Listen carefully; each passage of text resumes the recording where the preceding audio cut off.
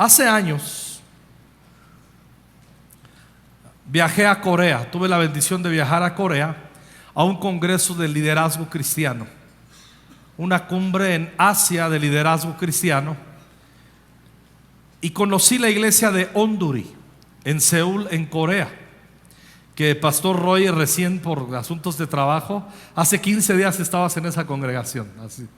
Una iglesia preciosa, una iglesia sólida, una iglesia que no vacila, una iglesia madura en su propósito.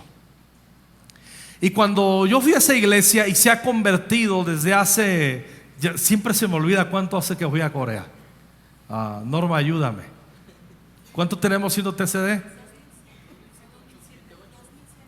Desde 2007, ya hace unos buenos años.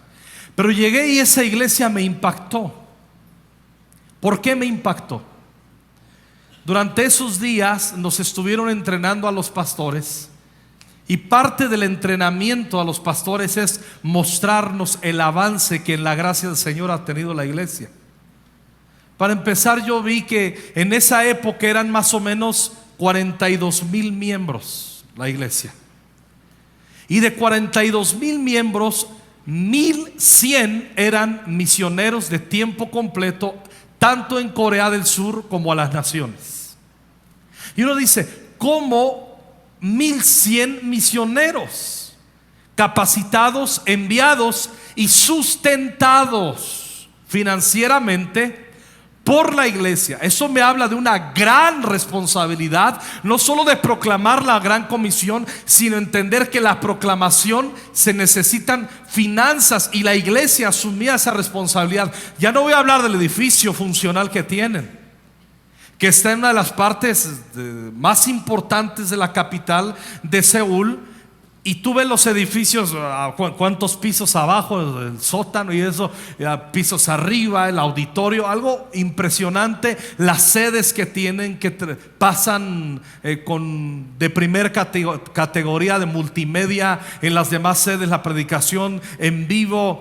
Y me acuerdo que nos llevaron también al edificio de Durano. Durano es la división de los que editan para todas las naciones y en muchos idiomas el TCD. ¿Qué es TCD? Tiempo con Dios. Cuando usted escuche, vaya por su TCD, tal cual escuchamos ahora, es ve por tu tiempo con Dios. ¿Qué es tiempo con Dios? Es un devocional que tenemos haciendo más de una década en Conquistando Fronteras, donde meditamos diariamente una porción de la Escritura. No hacemos exégesis, no hacemos un estudio profundo, pero dejamos que versículos, que la palabra de Dios prospere en nuestro corazón, se atesore en nuestro corazón, que nos direccione. Ahora, vi todo esto. Cuando voy al canal de televisión que tiene un edificio altísimo, todo eso es de la congregación. Un canal de televisión donde uno de los en la noche, en cadena nacional en toda Corea, uno de los noticieros y de los programas más relevantes, de mayor rating, los produce la misma congregación. Uno de los hombres que en BBC de Londres era uno de los directivos importantes de esta televisora, de las más importantes en todo el mundo en noticieros, le trajeron, el pastor le invitó que regresara a Corea para que llevara adelante este canal. Cuando me di cuenta, el equipo nacional en esa época de taekwondo era el equipo nacional que ganaban medallas, de los más importantes también en el mundo. Los chicos hasta entrenaban luego en el gimnasio de la congregación. Cuando escuchaba sobre los deportistas, también el futbolista, los que nos gusta el fútbol, en su época este coreano apellidado, que se apellida Park, que jugaba en el Manchester United en Inglaterra, miembro de la congregación ahí. Ahora hay otros que están jugando en ligas europeas que son miembros de esa congregación, los coreanos. Tú dices, ¿por qué de una iglesia sale todo eso? Ellos, los artistas, los actores más importantes de Corea, que se dan en Broadway, que trabajan en Broadway, son de la congregación. Los músicos más importantes a nivel nacional, algunos de ellos son de esa congregación. Tú dices, wow, ¿por qué tienen tanta influencia? Porque así manda la Biblia que debemos de tenerlo la iglesia. ¿Cómo logran, cómo es que consiguieron todo esto? ¿Por qué? Porque tienen una madurez en su corazón. No está un miembro aquí y otro acá espiritualmente. Están ellos al parejo en sus corazones. Tienen en qué se manifiesta, en responsabilidad y en compromiso. Entonces yo me fui más a fondo. Yo dije, de algún lugar deben conseguir esto. Se deben de inspirar en algo. Y cuando me di cuenta, luego que nos dieron también talleres, toda la gente, todos los miembros de la iglesia, diligentemente, no intermitentemente, diligentemente practican la meditación de la palabra con su TCD, con su tiempo con Dios. Y tú lo ves en las cafeterías de la iglesia, todos haciendo su TCD, todos animándose, motivándose al amor y a las buenas obras. O sea, una iglesia madura. Y les estoy contando todo eso porque obviamente desde entonces guardo en mi corazón la relevancia y el impacto que causó esta iglesia en mí. De muchas iglesias aprendo, pero esa es una de las iglesias que más ha impactado mi corazón y que se me ha convertido en una referencia para que nosotros podamos trasladar a ello. Vi que es posible. Otro dato: uno de los hombres del equipo pastoral hizo algunas clases con sus jóvenes. Era el pastor de jóvenes en esa época. Llevó a los jóvenes a que ellos entendieran propósito. Las lecciones se convirtieron en un libro. Ese libro cayó en manos de hombres de corporaciones como la LG, que es coreana, la Panasonic, que es coreana, la Samsung, me parece que es coreana también, la Hyundai de autos, la Kia. Y todos esos hombres se juntaron y le pidieron al pastor de jóvenes: ¿puedes venir a instruirnos acerca de esto a todos los directivos y a toda la gente importante de nuestras empresas? Entonces entendió este hombre de esta iglesia que Dios le estaba llamando y le estaba poniendo propósito de influenciar los corazones a esos niveles de corporativos con la palabra de Dios. Él no fue y disfrazó con humanismo las cosas. Él vino y dice: la Biblia dice esto, hay que vivir conforme a la palabra. Pero estamos hablando de los grandes corporativos que han tocado las naciones en todo lo que han hecho esas empresas de las cuales ya hablé. Y todo salió de un hombre que entendió su propósito. No recuerdo el nombre de este pastor de jóvenes en esa época. Me tocó escuchar también a un hombre que dio en el liderazgo, se levantó y dice: bueno, es la primera vez que el pastor me está dando el honor de dar una conferencia. Dice: tengo 3 años de convertido. He sido el embajador de Corea del Norte a Taiwán durante tantos años. Me encontré con Cristo y ahora han cambiado mi hogar, mi vida, mi corazón. Y dio una conferencia magistral de liderazgo con la palabra de Dios, quitando todo el humanismo y todos los rollos que traía el embajador de Corea del Sur en Taiwán. Yo digo: la madre que los parió. ¿Qué onda con esta iglesia? ¿Sabes qué descubrí? Todo está aquí. Todos al unísono tienen una mente renovada. Todos al unísono son responsables por dejar que la Biblia sea el mapa de su propósito. Di esta larga introducción para llegar a esto. La meditación de hoy se llama el mapa del propósito. Y el mapa del propósito se llama Biblia. Este libro, que es la palabra de Dios, que es la palabra profética más seguro. Quien no lee este libro está perdido en sí mismo. y perdido en sí mismo es extraviado con sus propios pensamientos, porque nuestros pensamientos que no están poseídos por la palabra de Dios no son dignos de confianza y tienen todo el poder de extraviarnos y de meternos humanismo y de creer que podríamos lograr las cosas sin Dios, y eso no es posible. Eso no es posible. Lucas 4 vamos a encontrar, porque mucha gente piensa que Jesús, por el hecho de ser el Hijo de Dios, llegó a esta tierra y que ya entendía todo y todo, ya llegó con el chip y con el mapa, con el GPS de su propósito ya puesto en su corazón e interpretándolo todo, y él ya sabía.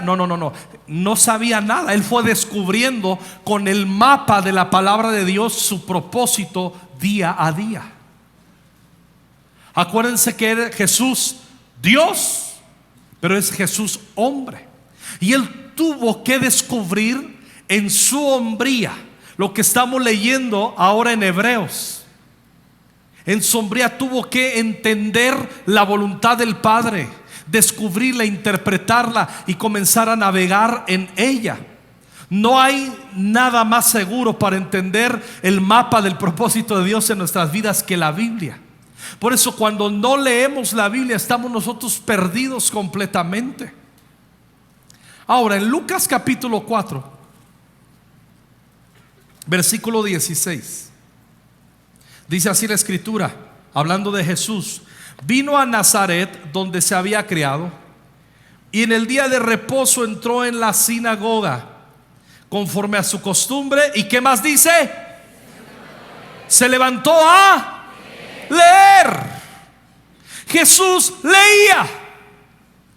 Quien no lee y dice ser discípulo de Jesús, no es verdad que es discípulo de Jesús. Cuando no leemos, nos convertimos en gente que nos alejamos del propósito de Dios. Es increíble darnos cuenta que mucha gente que dice que es cristiana no lee la Biblia, no meditan en la palabra. Por eso siempre, por más de una década, les he dicho: tiempo con Dios, y mes tras mes, y reunión tras reunión, porque aquí tú vas a encontrar, como yo he encontrado, dirección. Se mete el tesoro de la palabra de Dios a nuestros corazones, renueva nuestra mente, nos hace inteligentes la palabra de Dios. El Salmo 119, ahí está el Salmo 19 también, nos enseña todo el fruto de la palabra de Dios. Nuestra prosperidad viene de guardar la palabra de Dios. Nunca se apartará de tu boca este libro de la ley, sino que de día y de noche meditarás en él, para que hagas todo conforme a lo que en él está escrito. Entonces harás prosperar tu camino y todo te saldrá bien.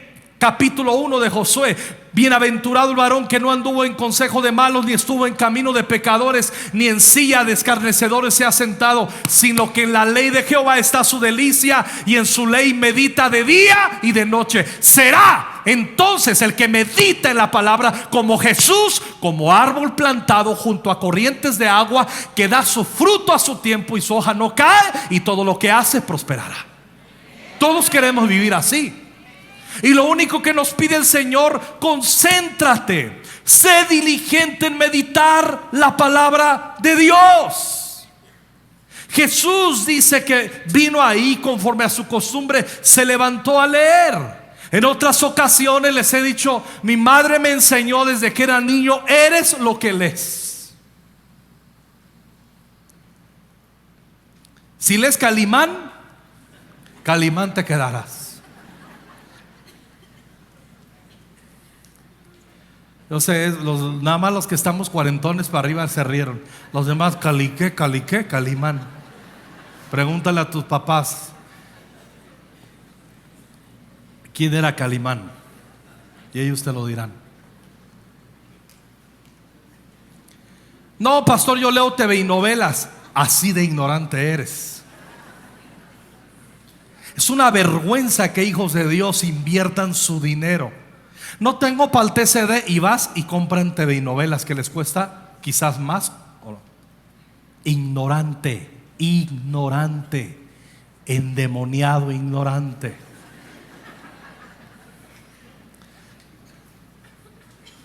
Que de paso despiertan a la sensualidad, y cuando dejan las revistas por ahí, tus hijos terminan masturbándose con ellas. Si no es que tu esposo mismo. 1, 2, 3. Soy su pastor, si no se los digo yo, ¿quién se los va a decir? Hola. Ah, sí, pero para el TCD no me alcanza el presupuesto, pero sí para eso. ¿Por qué? Porque no hay un interés en la edificación. Un verdadero discípulo lee la palabra de Dios. No es fácil concentrarnos y dedicarnos a ello, porque conectarnos a la palabra de Dios nos conecta al corazón de Dios, a la voluntad de Dios, y es el mapa de nuestro propósito. Y eso el diablo lo va a odiar. ¿No le ha pasado, los que hacemos tiempo con Dios, que es una lucha espiritual para leer 15 versículos y concentrarnos media hora en hacer TCD? ¿No le parece que es una lucha espiritual terrible? ¿O soy el único aquí? ¿No le ha pasado que cuando menos se da cuenta ya 3 días no hizo TCD? ¿Y no le ha pasado que recibe una voz que dice: no sirves para ello, eres maldito, no sirves para nada? Y al último ya lo consuela diciéndole esta voz: ya hazlo para el otro mes, este mes ya no la hiciste. ¿Alguien ha escuchado esa voz? Esa voz no es del Espíritu Santo, es la voz del diablo. No se desanime con su tiempo con Dios. No lo compre nada más, medítelo. Hebreos es complicado, pero a mí qué me importa. Yo he recibido bendición y se me ha abierto con la ayuda del Espíritu Santo el panorama a muchas verdades, y he leído un montón de veces Hebreos. Pero voy encontrando su voluntad, voy encontrando dirección a mi vida, voy encontrando consuelo, voy encontrando propósito conforme leo la palabra de Dios.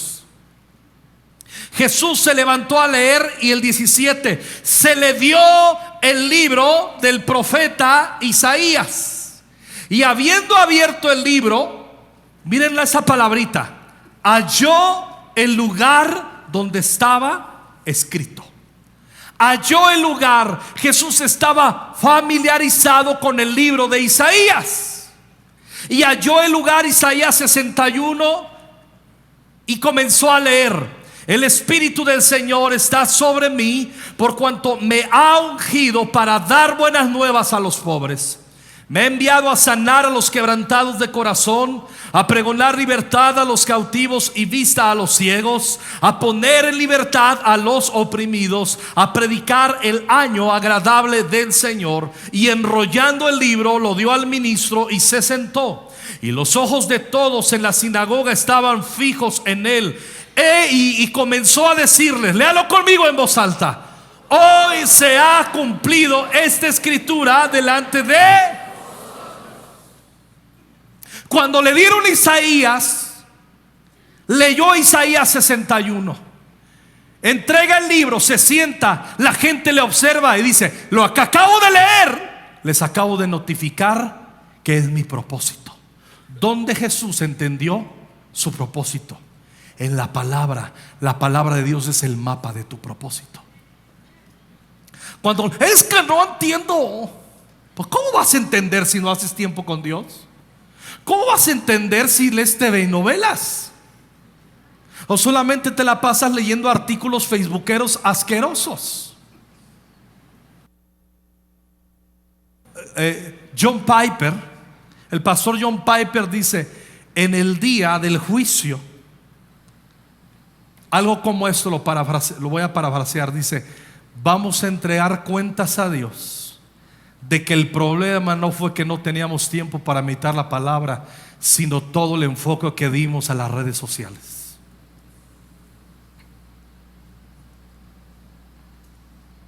Es increíble. Dedicamos más tiempo a ver redes sociales, Instagram, Facebook, Twitter, lo que tú quieras. Y si sumamos ese tiempo, haríamos TCD todos los días. Es una lucha espiritual. ¿Y qué? Tenemos que triunfar. El Espíritu del Señor está sobre ti. Jesús entendió su propósito al leer la Escritura. Él no traía el chip puesto. Sácate esa idea. Él ya era, como es hijo de Dios, él ya entendía todo. No, él lo fue descubriendo. Jesús, hombre, fue descubriendo su propósito. Cuando él decía a los discípulos, a sus seguidores, dice: el Hijo del Hombre vino a buscar y a salvar lo que se había perdido. Él ya había entendido en la Escritura cuál era su propósito, que venía a reconciliar al mundo caído con Dios a través de su sacrificio en la cruz del Calvario. Él lo entendía, lo fue descubriendo y caminó en ello. El mapa de su propósito fue la Escritura. Aunque tú sabes que tienes propósito, cuando no meditamos la palabra, no tenemos claridad en qué es nuestro propósito y cómo desarrollamos nuestro propósito. ¿Me estás oyendo, iglesia? Hay que leer la Biblia. Es que no la entiendo. ¿Y quién le entiende todo? La Biblia la leemos no para entenderla todo, sino para entender lo que necesitamos cotidianamente. Por eso Dios les dio el maná día a día, no se los dio para un mes, día a día, diligentes. Cuando llegamos al versículo 22, es increíble y precioso el versículo 22. Y todos daban buen testimonio de él, y estaban maravillados de las palabras de gracia que salían de su boca, y decían: ¿no este es el hijo de José? Noten muy bien, daban buen testimonio de él y estaban maravillados. ¿De qué? ¿De qué estaban maravillados? Palabras de gracia que salían de su boca.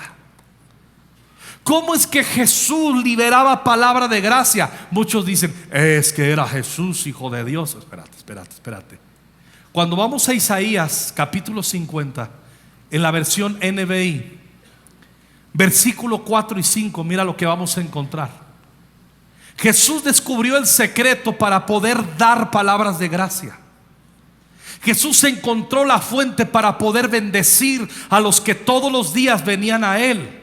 Y ese es el mismo secreto para ti, para mí. Fue dado a Jesús, nos es otorgado también a nosotros. No está reservado solo para Jesús, sino para su iglesia, que somos nosotros. Léelo conmigo, por favor. El Señor omnipotente me ha concedido tener una ¿qué? Una lengua instruida, no una lengua de torpeza, no una lengua alburera, no una lengua de maldición, no una lengua de chisme. Dice: me ha concedido tener una lengua instruida. Diga conmigo: yo quiero una lengua instruida. Dame una lengua instruida.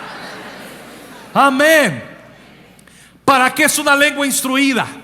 Propósito de la lengua instruida: para sostener con mi palabra al fatigado. Hay mucha gente cansada. Hay mucha gente que no conoce a Jesús.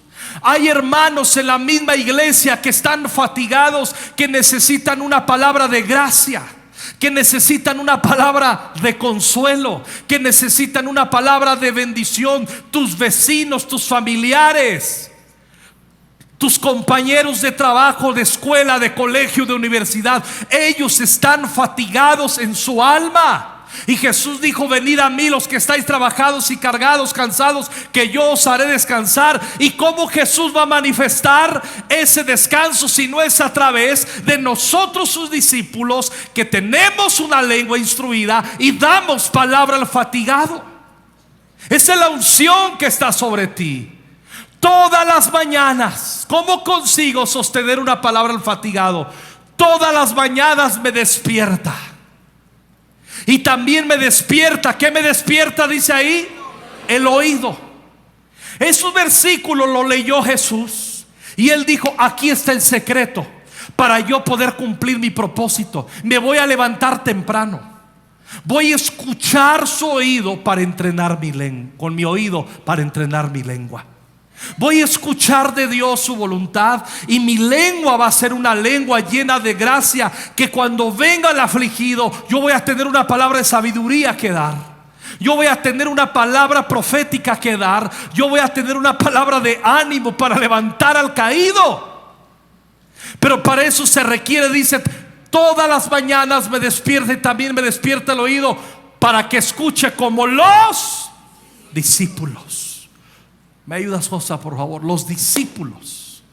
Característica de un discípulo: lee, se despierta para entrenar mañana tras mañana, afinar su oído y tener una lengua que libere bendición, que hable palabra de gracia, que podamos dar consejo. Es increíble que hay hermanos que tienen 2 años de cristianos y todavía creen que son nuevos. Ay, soy nuevo, tengo 2 años y pastor, o alguien del equipo pastoral, o a un hermano que ya ven que tiene más tiempo, ¿puede orar por mi vecino que lo traje para que reciba a Cristo? Te voy a llevar a ti a Cristo porque veo que no has entendido. ¿Qué culpa tiene el vecino de tenerte de vecino?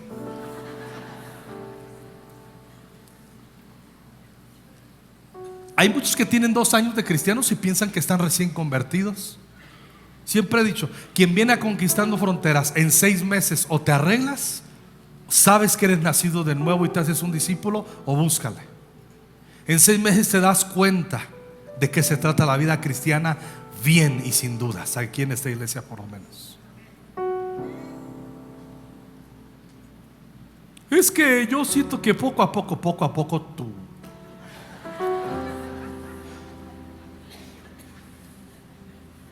no sé qué. El mapa del propósito. Este es el mapa.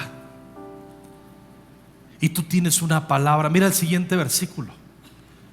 El Señor omnipotente me ha abierto los oídos y no he sido rebelde ni me he vuelto atrás. ¿Dónde encontramos propósito? En la palabra. En la palabra.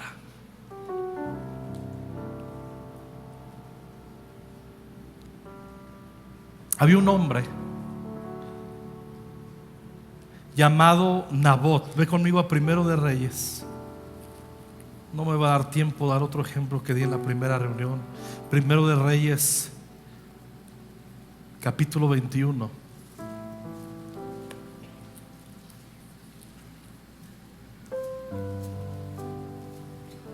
Yo me quedo impactado de cómo mi mamá nos metió la palabra hasta...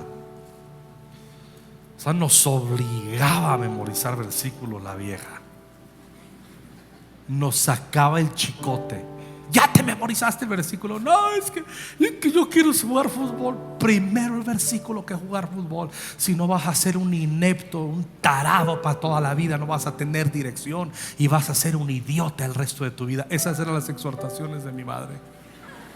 Es que fútbol,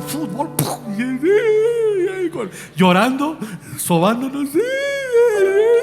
Ya me lo sé, dímelo. Bienaventurado hermano. Así nos memorizábamos la Biblia y luego salíamos a jugar fútbol. Y ustedes, sus hijos, no quieren memorizarse y ándale, mijito. Mira, y te doy permiso te presto una hora el iPad. Y el niño, padre manipulado, burro, porque no hace TCD y no tiene poder espiritual, no tiene estructura para traer disciplina a su casa. Hola, respiren, no se me vaya a ahogar, por favor, no me lo cobran muy caro. Primero de Reyes 21:1. Pasadas estas cosas, aconteció que Nabot de Jezreel tenía allí una viña junto al palacio del rey Acab, rey de Samaria. Y Acab habló a Nabot diciendo: dame tu viña para un huerto de legumbres, porque está cercana a mi casa, y yo te daré por ella otra viña mejor que esta, o si mejor te pareciere, te pagaré su valor en dinero. Era una buena negociación para Nabot, ¿sí o no? De parte del rey. Dice: te pago una buena lana y te cambio esta por una mejor, la que tú quieras. Pues eso es un buen negocio. Pero miren lo que contestó Nabot, para sorpresa de todos. Nabot respondió a Acab. Acab era el rey, guárdeme Jehová de que yo te dé a ti la heredad de mis padres. A ver. Nabot no quiso darle nada a Acab. Dice: guárdeme el Señor. ¿Por qué? ¿Qué estaba haciendo Nabot? Era un hombre que guardó la palabra de Dios en su corazón. En Levítico 25:23, miren lo que dice. Levítico 25:23: la tierra no se venderá a perpetuidad, porque la tierra mía es, pues vosotros forasteros y extranjeros sois para conmigo. Simplemente a la propuesta del mismo rey, Nabot se sometió a la palabra de Dios. Es más alta la palabra de Dios. Acab, aunque seas el rey, con todo respeto, es más la palabra.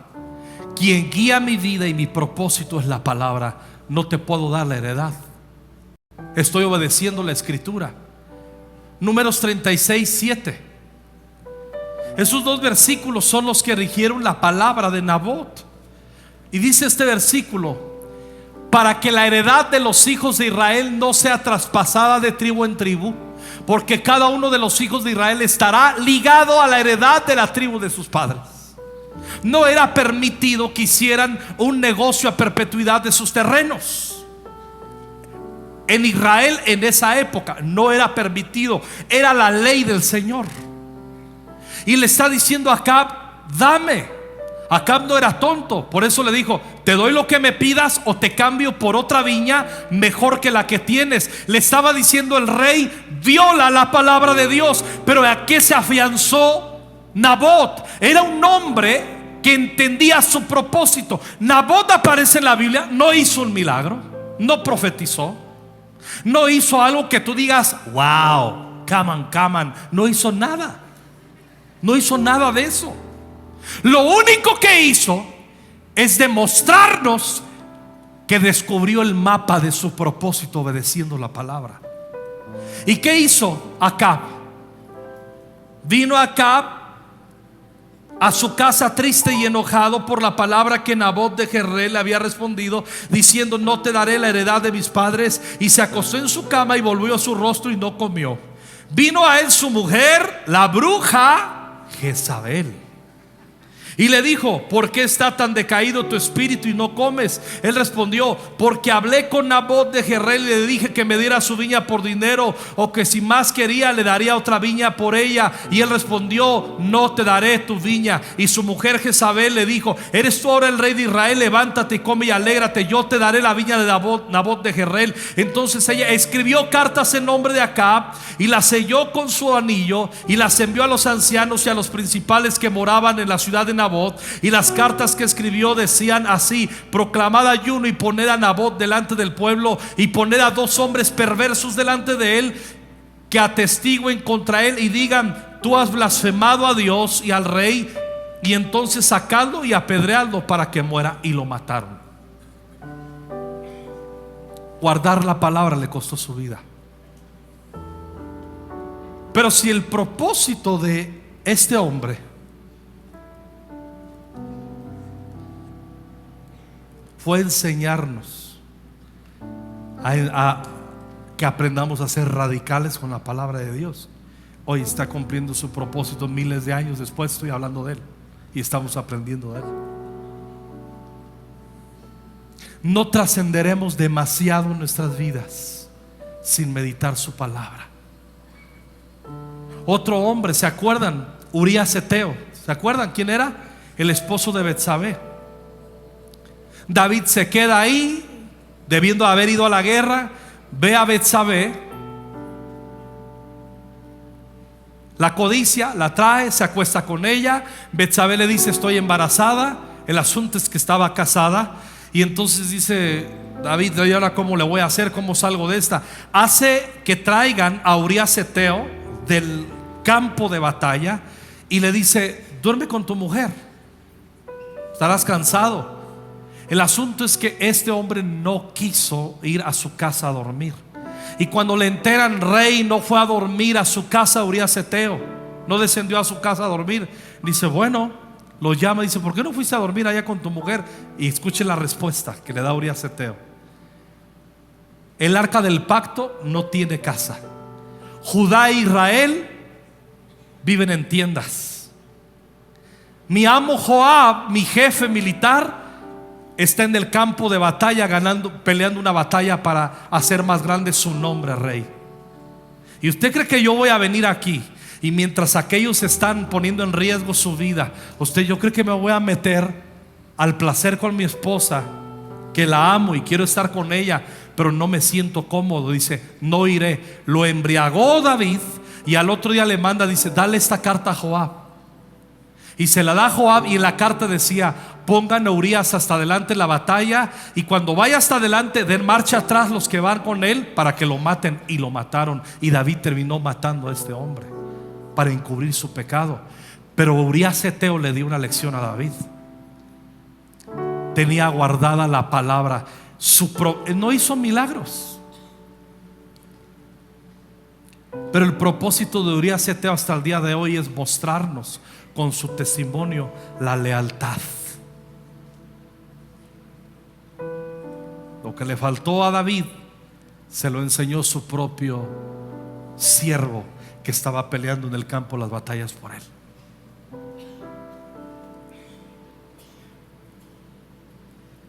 Dios quiere que tú y yo descubramos más profundamente la ruta del propósito, el mapa del propósito. ¿Y sabes dónde lo vas a encontrar? Donde todo el mundo lo encuentra: leyendo este libro. Voy a cerrar diciéndoles otra vez lo que aprendí cuando tenía 8 años de edad. Mi mamá en la iglesia nos decía: vaya a su clase. Había un grupo que se llamaba los embajadores del rey, y éramos niñitos y teníamos que aprender versículos, historias misioneras para ir graduando y subiendo y ascendiendo. Pero el pacto de los embajadores del rey lo decíamos cada 8 días. Y esto me lo aprendí cuando tenía casi 8 años. Me paraba y decía: prometo vivir una vida digna en el nombre de nuestra orden, los embajadores del rey. Guardar mis labios de mentira y de lenguaje obsceno. Conservar mi cuerpo limpio para poder ser más útil. Estudiar la vida de los nobles embajadores escritas en la palabra de Dios y en las historias misioneras. Dar todo lo que pueda para el sostenimiento de las misiones, y por medio de cada acto de servicio contribuir al establecimiento del reino de Dios en la tierra. Por lo tanto, viviré una vida pura, diré siempre la verdad, remediaré la injusticia y seguiré a Cristo mi Rey. Y si no lo hago así, ¿para qué nací?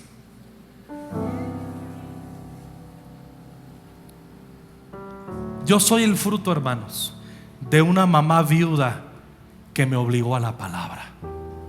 Bendita y santa y piadosa mujer. La honro, no la adoro, solo la honro. Está en el cielo doña Eva. Y todos mis hermanos somos fruto de ello. ¿Sabes qué hizo la vieja colmilluda, ungida? ¿Sabes qué hizo? Ella descubrió que este libro era el mapa del propósito, y nos lo metió a como diera lugar. Eres lo que lees. No vas a llegar más lejos en tu vida de la conexión que tengas con la palabra. Hay muchos: ¿me das una cita? ¿Una cita para qué? Si está muy claro lo que hacemos en TCD. Una cita para ver cuál línea o cómo compro estilo Acab, negociar para un pecado. No se puede. En esta iglesia no lo hacemos.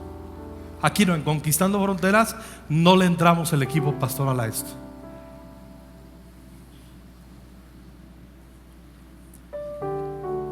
Ayer estaba en Querétaro en la boda del hijo mayor del pastor Romeo Solano. Y yo cada vez que paso por Querétaro oro: Señor, yo quiero abrir una iglesia aquí.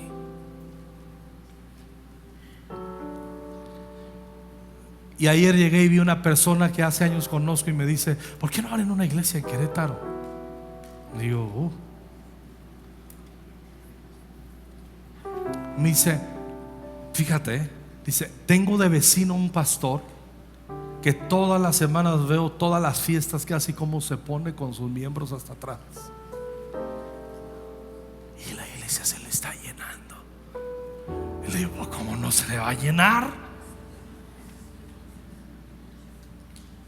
Si hay mucha gente que quiere que alguien le conceda la negociación de su pecado, aquí no le vamos a entrar a esto. Vamos a seguir guardando diligentemente la palabra de Dios. Tú en tu casa. Yo amo y respeto a los hombres de esta congregación de una manera impresionante.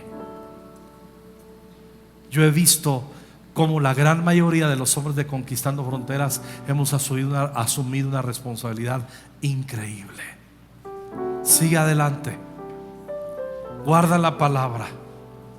O sea, si de repente comienzan a ver que tu esposa que ya hace TCD, ella va a hacer un teatro. Ay, mi marido por fin está haciendo TCD. Gloria a tu nombre, Señor, alabados a tu nombre. Gracias, Espíritu Santo, por tocarlo. Gracias porque tú estás haciendo la obra. Gracias, Dios, gracias. Y va a llegar a decirte: mi amor, te amo. ¿Y que no me amabas cuando no hacía TCD? Pero a un hogar le viene muy bien ver que los hijos y la mujer sepan que la fuente que buscamos los hombres es la palabra de Dios.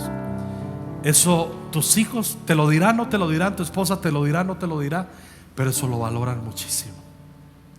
Y también nosotros valoramos, los que estamos casados, que la esposa que Dios nos dio sea una mujer sabia por la palabra de Dios. Y tener hijos que aman la palabra. Hay una niñita de 8 años que acaba de entrar al colegio Wilberforce. Su familia viene de otra ciudad, se instalaron aquí en México, buscaron el colegio, se congregan aquí, a lo mejor andan por aquí.